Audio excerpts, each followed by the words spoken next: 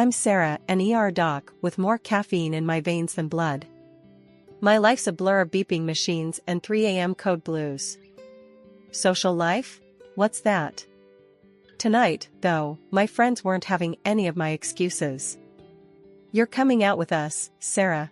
End of discussion, Jess declared, her voice leaving no room for my usual "I'm too busy" line. So, there I was, shoved into a dress I forgot I owned, standing awkwardly at a loud party packed with strangers, mostly younger than me. The bass from the speakers made the glasses on the makeshift bar rattle. It was the kind of scene I'd usually avoid like the plague, but Jess was on a mission. Loosen up, Sarah. It's just a party, not a freaking exam. Jess nudged me with her elbow, handing me a drink that looked like it could glow in the dark. I don't know, Jess. This isn't really my scene, I murmured, scanning the room. It felt like stepping into another world where the stress of the ER didn't exist. Give it an hour. If you're miserable, we'll bail. Fair? She bargained. Before I could argue, someone bumped into me, sloshing my drink down my front. Shit, I'm sorry, a voice exclaimed. I looked up, ready to unleash a hospital-grade scowl, but stopped short. The guy was about my age, tall, with an easy smile and a helpless shrug. I'm a klutz, he confessed, his eyes crinkling in amusement at his own clumsiness. It's fine. It's just a drink, I replied, my irritation fading faster than I expected. I'm Alex. And you are? He extended his hand, still smiling. Sarah. And a bit damp now, thanks to you. I joked, surprising myself with how quickly I warmed up to his demeanor. Let me make it up to you. Can I buy you another drink? One that stays in the glass this time? Alex offered. I hesitated, glancing at Jess, who was practically bouncing with excitement. Go on, she mouthed. Sure, why not? I found myself saying. Alex beamed and led the way to the bar. So, Sarah, what do you do when you're not being assaulted by drinks at parties? Alex asked as he handed me a safer choice this time, a glass of red wine. I patch people up. I'm a doctor, I answered, taking a sip to hide the nerves I didn't expect to feel. Wow, that's intense. I sell construction materials. It's as exciting as it sounds, he played along. But hey, it pays the bills and doesn't involve blood, so I'm not complaining. We found a quieter corner, away from the thumping bass, and talked more. He was easy to talk to, no pretenses, just straightforward chatter. He didn't flinch at my ER stories, and his anecdotes about mishaps at construction sites were unexpectedly hilarious. As the night wound down, Alex pulled out his phone. Can I get your number? I mean, if you want to grab coffee or something less wet, he chuckled. I laughed, the sound more relaxed and genuine than it had been in months. Sure, why not? As I lay in bed later that night, phone buzzing with a good night text from Alex, I realized I was smiling. Maybe, just maybe, this wasn't such a bad idea. A year flew by, and before I knew it, we were swapping rings and saying I do. Sitting at our new kitchen table, Alex broke the silence one evening. So, when do you think we should start trying for a baby? He asked, his eyes searching mine for a hint of readiness. I sighed, pushing my plate aside. Alex, we've talked about this. We agreed, remember? Careers first, kids later. I'm not even sure I'm ready to be a mom yet. He leaned back, the chair creaking under his weight. I know. It's just, my mom keeps asking. You know how she is. I stood up, feeling the walls of the kitchen close in. We are not having a baby just because your mom can't wait. That's ridiculous. The next few weeks were filled with similar conversations. It wasn't just Alex, his mom called almost daily with the same nagging question. One evening, after a long shift, I picked up her call by mistake. So, any good news yet? She chirped as soon as I said hello. Hi, Linda. No news. We're still not planning on kids right now, I replied, trying to keep my voice even. You know, Sarah, you aren't getting any younger. And Alex really wants to be a dad. You should think about your husband's needs too, Linda said, her voice stern and unwavering. I clenched my phone tighter. Linda, I appreciate your concern, but please, this is between Alex and me. We'll have kids when we're both ready, not because we're pressured into it. She huffed. Well, I just think you're being selfish. A baby would bring so much joy to the family. I'm not being selfish, Linda. I'm being sensible. Goodbye. I hung up, my heart pounding with anger. Days turned into weeks, and the pressure didn't let up. At work, my days were packed, the ER demanding all the energy I could muster. Home wasn't much of a sanctuary either with the constant baby talk. One late night, as I came home exhausted, Alex was waiting up. Hey, can we talk? He asked softly, noticing my weary eyes. Sure, what's up? I replied, dropping my keys and sinking into the sofa. It's about the baby thing again, he started, hesitating. I know we said we'd wait, but maybe we could just start thinking about it. Like, not trying, but not trying? I rubbed my temples, feeling a headache coming on. Alex, I can't do this tonight. I just worked a double shift. Can we talk about this later? He nodded, disappointment clear in his eyes. Yeah, okay. Get some rest. The following morning, as Alex and I sipped our coffee in silence, I knew something had to give. Alex, I love you, but we can't keep having this conversation. It's wearing me down. We need to stick to our plan, or I don't know how I'll handle it. Alex looked at me, his expression softening. I'm sorry, babe. It's just hard with Mom always on my back. But you're right. We'll do this our way. I'll talk to her, I promise. One evening, coming home earlier than usual, something felt off. The house was quiet, too quiet for someone supposedly eager to see me. Tossing my keys on the counter, I heard voices from the office. Creeping closer, it wasn't the TV, Alex was on a call. Hiding by the doorway, I heard him, yeah, Mom, I know. But it's been months, and nothing. No, she still thinks she's taking her birth control. The floor felt like it dropped from beneath me.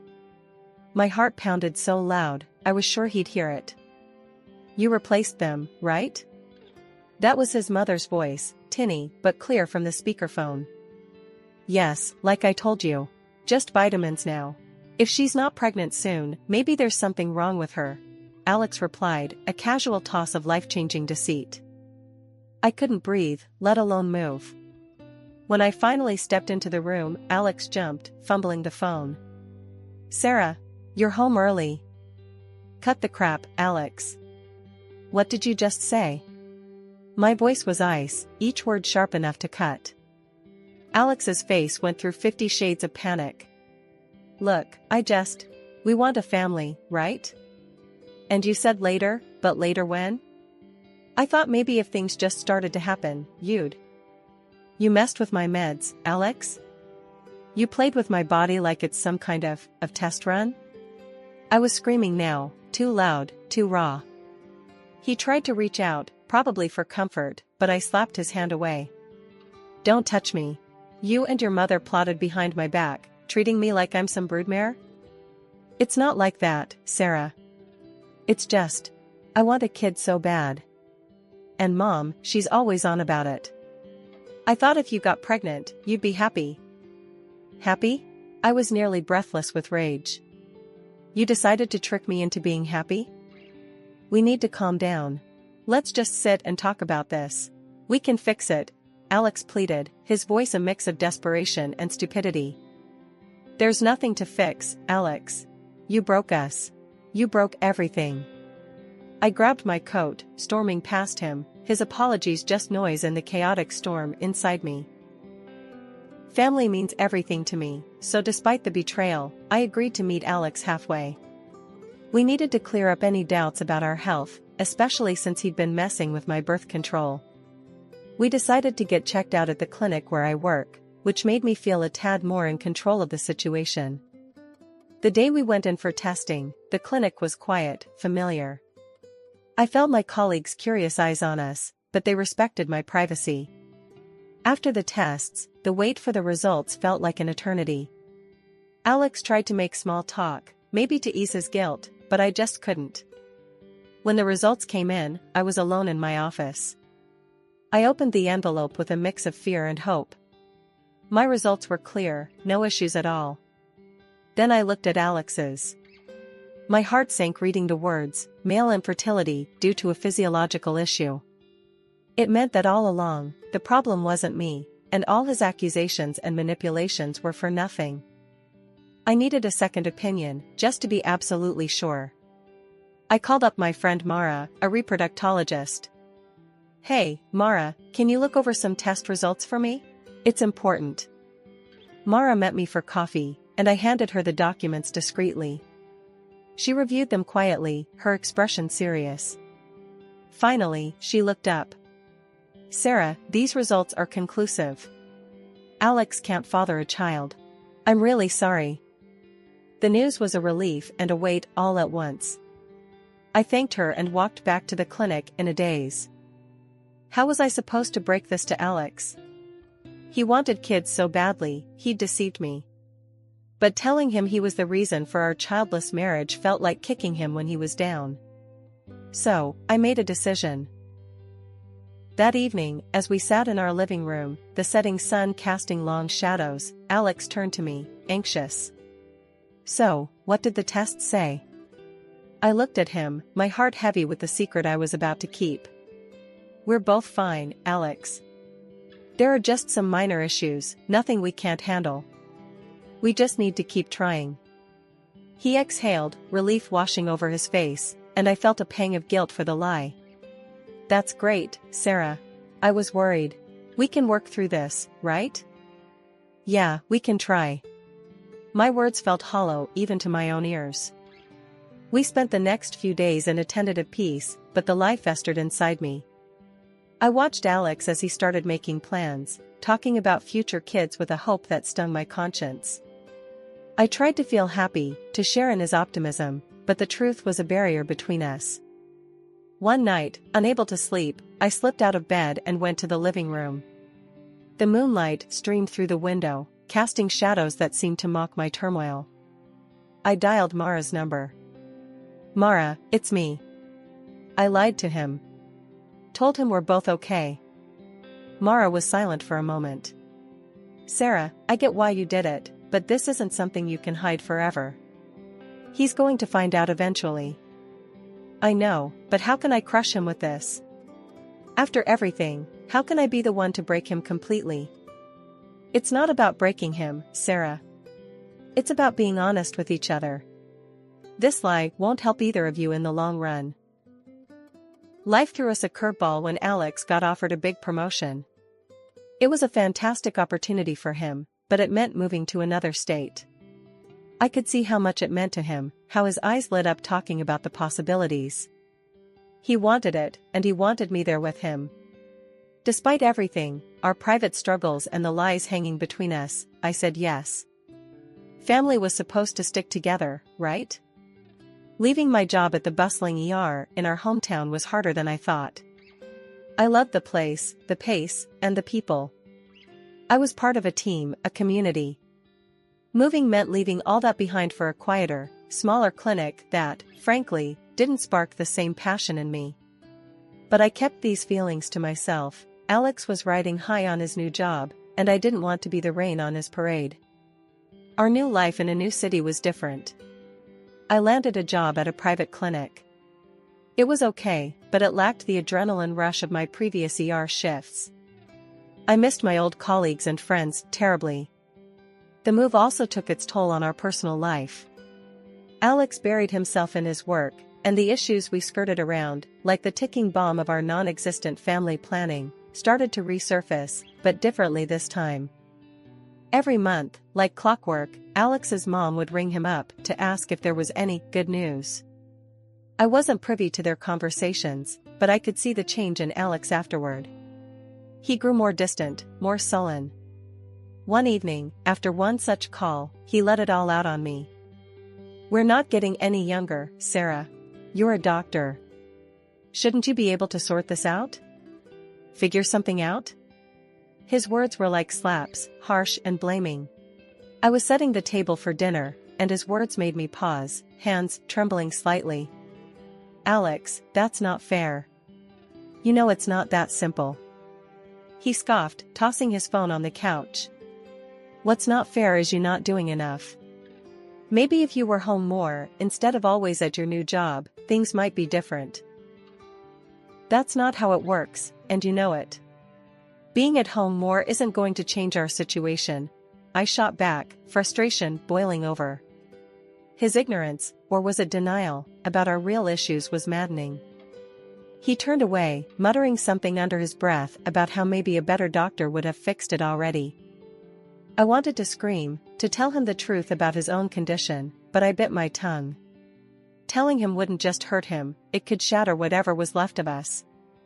So, I swallowed the truth, along with my anger, and kept the peace. As the months turned into a year, and then two, the pattern continued.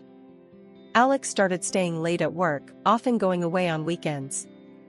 His excuse was always the same: I don't want to sit at home alone waiting for you to finish work. Each time he said it, it stung. It felt like an excuse, a way to avoid facing our reality together. I spent many nights alone, wondering if the gap between us was growing too wide to bridge. Our wedding anniversary was supposed to be a milestone, a celebration. I decided to make it special, despite the growing distance between Alex and me. I took a few days off, booked a cozy hotel, and planned a surprise dinner at one of the nicer restaurants in town, thinking maybe, just maybe, we could rekindle something. The day came, and I was a bundle of nerves, mixed with a bit of excitement. I left work early, got dressed up, and headed home to pick up Alex so we could start our evening together. But when I got there, the house was empty. No note, no text. Nothing. I called him, no answer. I tried not to panic and called again. Still, nothing. That's when I remembered the tracking app we both casually used to keep tabs on each other's whereabouts. I pulled up the app, hesitating for a moment, before I tapped the screen. There he was, not at work like he said he'd be, but at some restaurant across town. A part of me hoped, ridiculously, that he was planning his own surprise. Maybe this was some elaborate setup? Clinging to this hope, I caught a taxi and headed to the address on the app. I arrived at the restaurant, my heart pounding in my chest. I walked in, scanning the room until I found him. There he was, sitting in a dim corner, but he wasn't alone. Across from him was a woman, blonde, laughing at something he said. My stomach turned as I watched him reach out and touch her hand, his smile wide and genuine in a way I hadn't seen in months. I stood there, frozen, as he leaned closer to her, whispering something that made her laugh again. That's when he did it, reached over and gently stroked her stomach. It was a small gesture, but it told me everything I didn't want to know. Feeling like I was going to be sick, I backed out of the restaurant. Once outside, I let the cool evening air hit my face, trying to collect my shattered thoughts. I should confront them, make a scene, something, but I couldn't. Instead, I got into the taxi, my hands shaking, and told the driver to just drive. As we moved away, my mind raced. All the late nights, the weekends away. It wasn't just work. It was her. Maybe it had always been her. Suddenly, I remembered the clinic results then, how they said Alex was infertile. A bitter laugh escaped me as I realized the absurdity of the situation. His mistress couldn't be pregnant by him. The irony was too much, and for a moment, I actually grinned amidst the tears. The taxi pulled up to our house, and I went inside one last time. I packed quickly, grabbing only what was necessary. Clothes, some personal items, and my dignity. I left behind anything that reminded me of Alex, of us. With my bags in hand, I called another taxi and directed it to take me to the hotel I originally booked for our anniversary. The hotel room was supposed to be a romantic getaway, but now it was just a quiet space to start figuring out my next steps. The morning after I checked into the hotel, I made a call to a lawyer recommended by a friend. I needed to sort out the divorce, and quick. My husband had tried calling multiple times since last night, but I wasn't ready to hear his excuses. I didn't pick up. At the lawyer's office, he laid out the steps for the proceedings. Given the circumstances of infidelity, you have a strong case for a favorable settlement, he explained, shuffling through some papers. Let's just get this over with, I replied, my tone flat. The lawyer nodded, understanding the urgency, and reached out to Alex to set up a meeting. The day of the meeting, I walked into the lawyer's office to find Alex and his mistress already there. My stomach turned seeing them together, but I kept my composure. As we all sat down, my lawyer wasted no time. We're here to discuss the terms of the divorce. My client demands fair financial compensation given the situation. Alex looked like he was trying to keep cool, but I could see the anger in his eyes. This is just revenge, isn't it? You're doing this because you feel inferior, because you couldn't give us a child, he shot back, his voice rising. The lawyer remained calm. Alex, the fact of your infidelity is not in dispute here. The consequences are clear and supported by the law. This isn't about revenge, it's about justice and rightful compensation. Grudgingly, Alex agreed to the terms, but as we were about to wrap up, his mistress suddenly stood up, wincing and clutching her stomach. It was clear her water had just broken. Sarah, can you? Alex started, panic lacing his voice. She needs a hospital, not me, I said sharply, standing up. I'm not the person you should be asking for help. Nevertheless, chaos ensued, and we all ended up rushing to the hospital with her. At the hospital, the scene was hectic as she was whisked away to the delivery room. Hours later, the news came, she had given birth to a healthy baby boy, but the child was clearly not Alex's. He was black, and both Alex and his mistress were white. Stunned, Alex turned to me, confusion written all over his face. Sarah, is this some sort of mistake? How can this? I couldn't help it, I burst out laughing. It was too much, the irony, the shock on his face. Alex, remember the infertility results? You're not the father. You never could be. His face drained of color as I handed him the divorce papers and the medical certificate that confirmed his condition. As he read the documents, reality hit him hard. He finally understood the full extent of his actions and their repercussions. Leaving the hospital, I felt a strange mixture of relief and vindication. Alex's calls flooded my phone as soon as I walked out, each one begging for forgiveness. But I was done. I blocked his number and didn't look back. Back in my home city, walking into the prestigious hospital where my career really began, I felt a rush of familiarity and relief. It was like stepping back into a life I'd almost forgotten, one where I was valued and respected. My colleagues welcomed me with open arms, their smiles and hearty welcome backs filled me with warmth. However, not everything was smooth. Linda, my ex-mother-in-law, started calling me frequently, her voice always carrying a tone of desperation. Sarah, you need to come back to him. He's a mess without you, she would say, her demands growing more insistent with each call. I tried to be patient, to explain that it was over, but she wouldn't listen. One day, she showed up at the hospital unannounced. Her appearance was disheveled, her eyes frantic. Sarah, you have to fix this. Alex has started drinking, he's lost his job because of it. I'm supporting him now. He needs you, she pleaded, causing a scene in the middle of the lobby. I took her aside, keeping my voice low and firm. Linda, I am not responsible for Alex anymore. We are divorced. He is not my concern. Please stop contacting me and do not come here again. Her face twisted in anger, and she began to shout, drawing the attention of patients and staff. You owe him. You can't just abandon him, he's your husband. He was my husband. I owe him nothing now. This is a hospital, Linda. You need to leave, or I will call security, I responded, my patience finally wearing thin. She continued to argue, but I walked away, signaling to one of our security officers who promptly began to escort her out. When she resisted, I didn't hesitate, I called the police. Despite the drama, life got better day by day. I reconnected with old friends and made new ones.